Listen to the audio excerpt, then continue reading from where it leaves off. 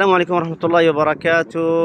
في هذه الأجواء الحلوة الصافية نستقبل العشر بزخات المطر وقطرات الغيث في هذا اليوم المبارك 20 من رمضان.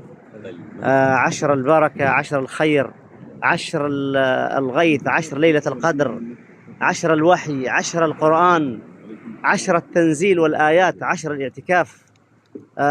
زخات المطر تستقبل هذه العشر. سبحان الله، أجواء طيبة، موسم معتدل، أجواء طيبة طيبة للغاية.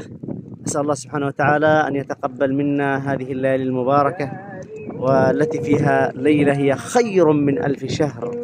نسأل الله بركة هذه الليلة ونسائم هذه الليلة وفضل هذه الليلة لنا ولجميع المشاهدين وكل من شاهد المقطع ونشره.